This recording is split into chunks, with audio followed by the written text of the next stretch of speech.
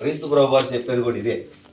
క్రీస్తు ప్రభువు వారు ఏం చెప్తారంటే, ఈ నా మాట విని నన్ను నమ్మిన వారు బండ మీద కట్టబడిన ఇల్లు లాంటి వారని. నిజంగా చూసారా? ఇప్పుడు మనం ఉన్న ప్రదేశం అంతా కొండ మీద ఉన్నాం. కొండ అంటే బండ మీద కట్టింది ఏదైనా నిలబడిపోతుంది. ఇప్పుడు ఇది ఎన్ని సంవత్సరాలు అయింది అంటారు? చాలా సంవత్సరాలు. ఇన్ని సంవత్సరాల నుంచి చెక్కు చెదరకుండా ఉండడానికి కారణం ఏంటయ్యా అంటే, ఇది బండ మీద కట్టబడింది.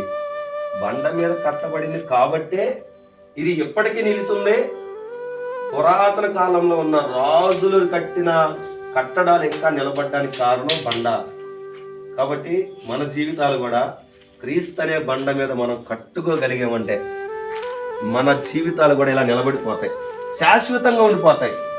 ఇవి ఇంకా చాలా కాలం నిలబడతాయి. ఇదిగో ఇదంతా చూడండి. ఇప్పుడు ఇదంతా ఒకసారి ఇదంతా చూపించు. ఇదంతా చూడండి, ఎంత అద్భుతంగా అప్పట్లో మరి ఎంత గొప్ప టాలెంట్స్ అండి ఇవన్నీ. ఇవి శాశ్వతంగా నిలబడడానికి కారణం బండ. ఈ స్తంభాలు, ఆ స్తంభాలు బండతో చేసినవే, ఆ పైన స్లాబ్ బండతో చేసినవే, ఈ పడిపోకుండా నిలబెట్టి బండతో చేసినవే, అంతా బండే. మన జీవితాలు కూడా నిలబడాలి, శాశ్వతంగా ఉండాలంటే క్రీస్తు అనే బండ మీద మనం కట్టబడ్డాము అంటే, క్రీస్తు అనే బండ మీద మనం నిలబెట్టగలిగాము అంటే మన జీవితాలు కూడా శాశ్వతంగా ఉంటాయండి. మన జీవితాలు శాశ్వత రాజ్యంలో ఉంటాయి. హల్లెలూయా. శాశ్వత రాజ్యంలో మనం అందరం ఉండాలని ప్రభు పేర మీ అందరం కోరుతున్నాం.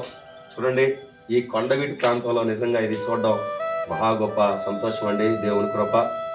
ఇలానే మన జీవితాలు కూడా శాశ్వతంగా నిలబడాలని కోరుకుంటున్నాం. అందరికీ వందనాలు. Thank you.